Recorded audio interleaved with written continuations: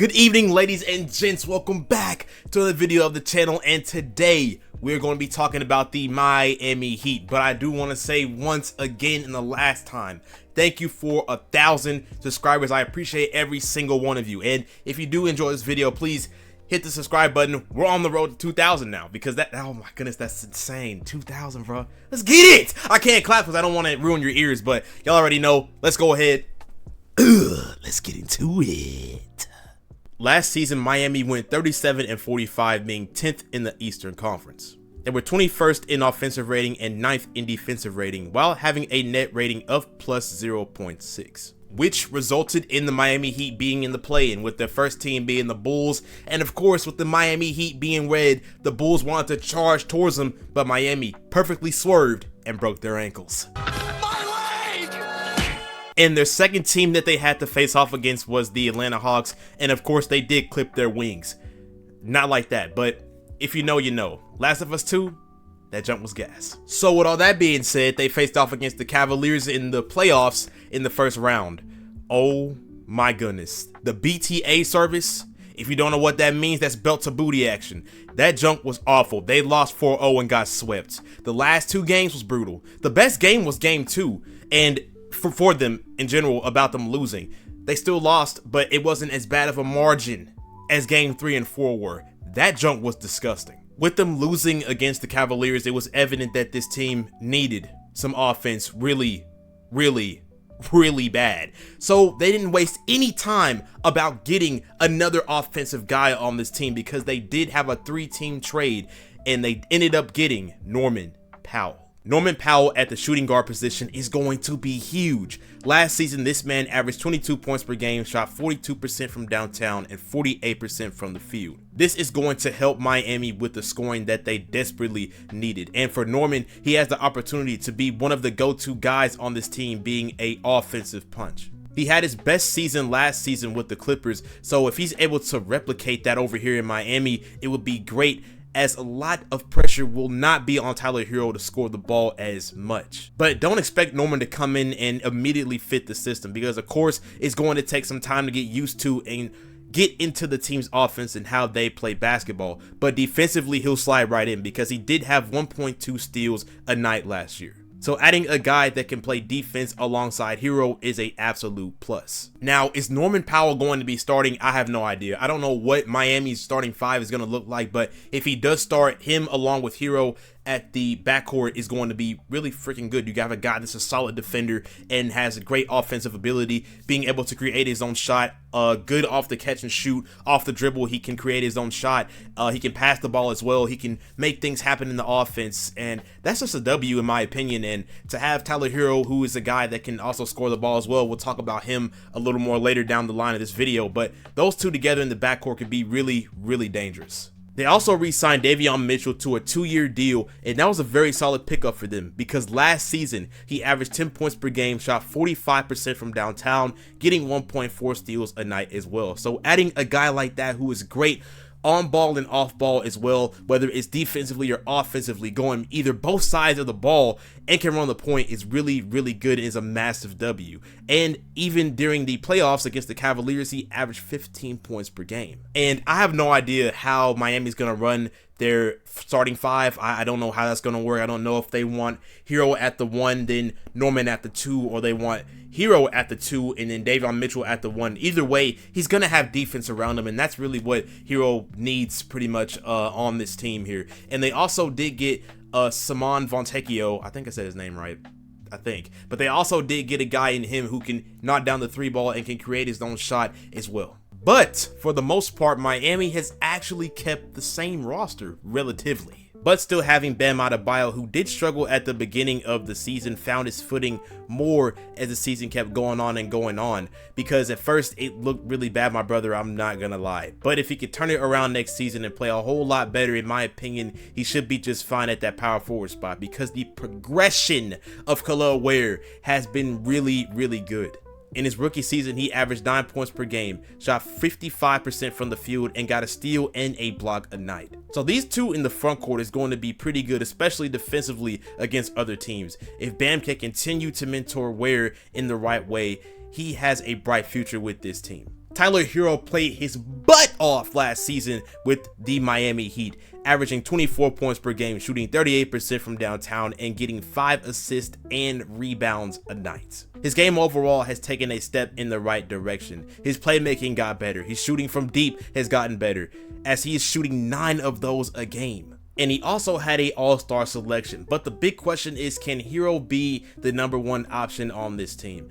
I think he can. Can he lead them to the championship, though, is a whole different question. And on that one, I just don't know. Andrew Wiggins! I miss you in Golden State, man. I really do. I miss your defensive presence. Your being able to knock down threes, just being a great 3-and-D wing. And freaking Darth Mule messed it all up. Freaking Darth Mule. Freaking Darth Mule. Darth Mule!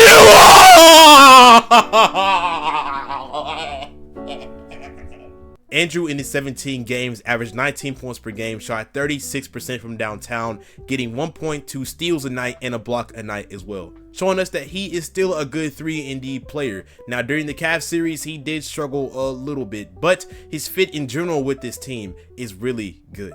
And I mean, I guess for more defensive purposes, you could have, you could have Hero at the 1, Norman at the 2, Andrew Wiggins at the 3, then you have Bam and Ware as your front court. That could work.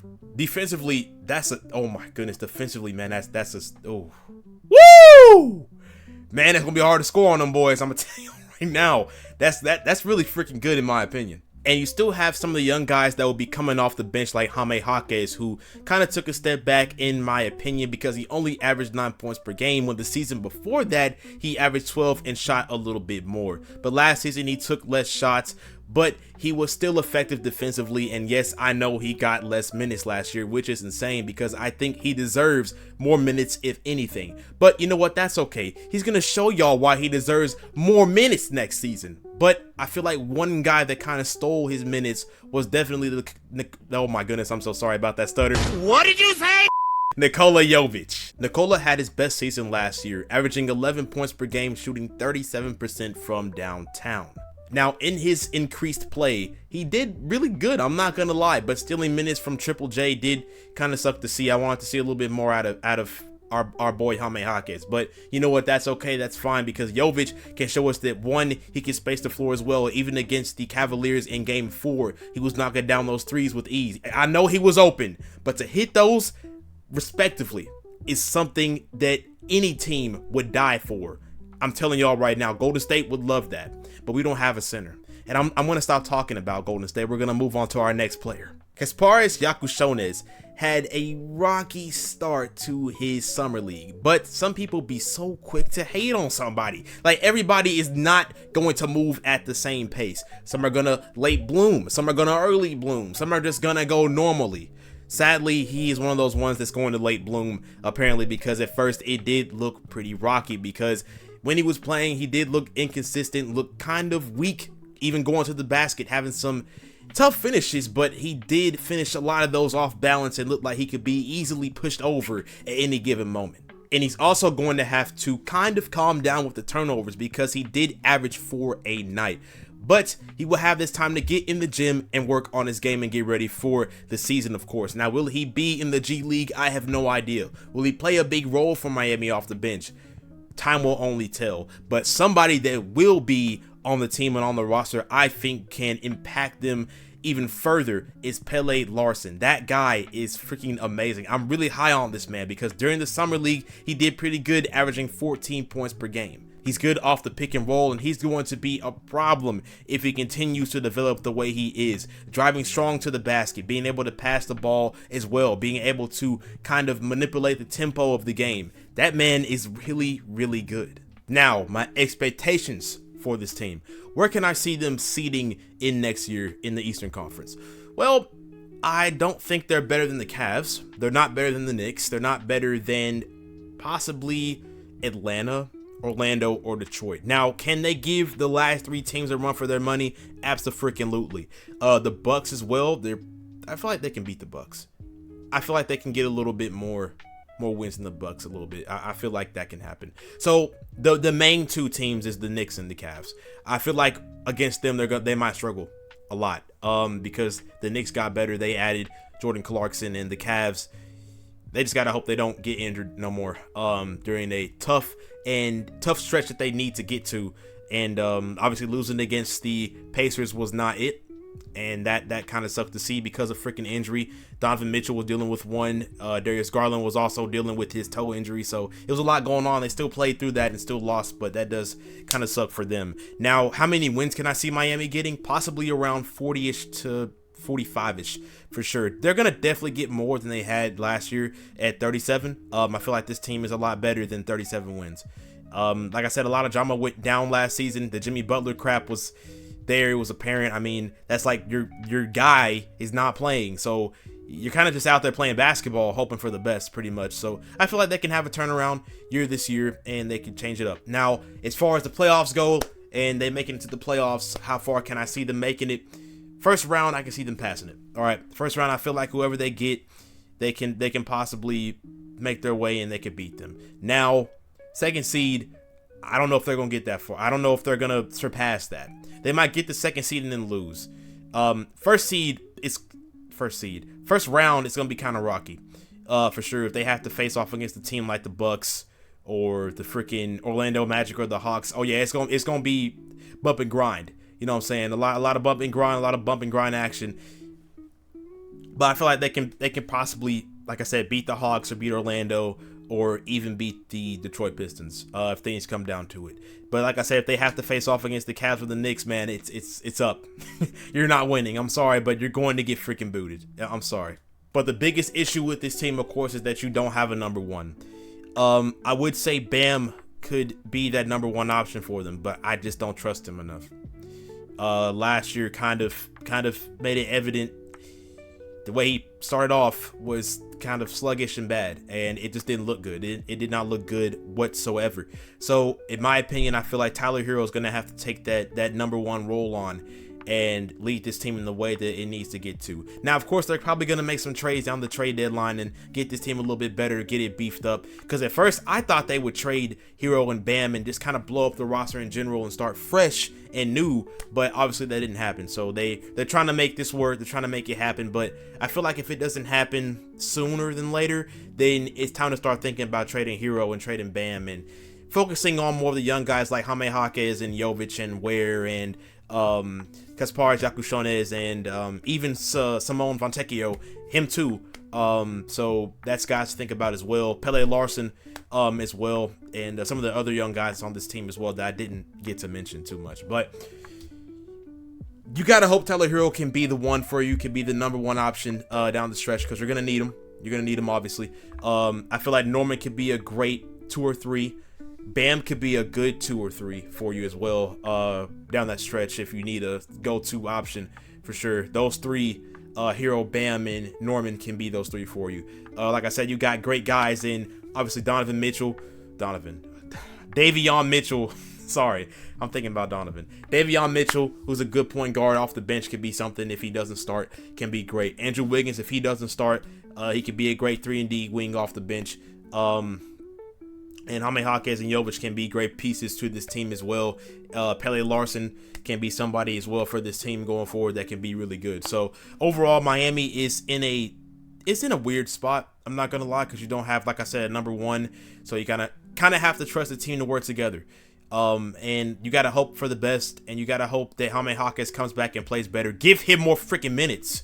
All right, then maybe we can see some action out of him. All right. I appreciate the minutes to Jovic, but I want some to Jaime Jaquez, bro. I want him to score a little bit. Let's go. Let's get it. Let's go, bro. But yeah. Overall, like I said, this team isn't bad. It isn't good, like great, but it's like in the middle of it's all right. You know what I'm saying? It's like that gospel song. He'll make it all right.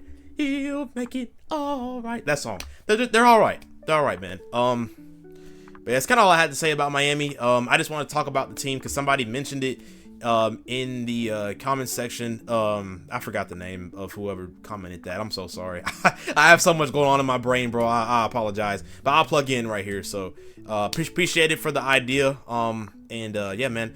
So that's kind of all I had to say about Miami. Just kind of hope for the best for them. Miami fans, let me know how you feel down below about this. Did I miss anything? Did I miss any players? You guys let me know down below. Did I say everything that I needed to say? Did you guys agree with what I said? Do you disagree with what I said? I have a lot of potential in Miami that they can make a run here. I feel like they can make a run and make a good, sizable, winnable, you know, some games. They can win some games here this year, in this weak Eastern Conference. Now, once Jason Tatum comes back and Tyrese Halliburton comes back, then, you know, I don't know how it's gonna look, because I don't know. Yeah, it's gonna be a doozy. I don't know. But after all that is being said, I'm done. All right, I'm done. I'm done yapping. Let's go to the outro.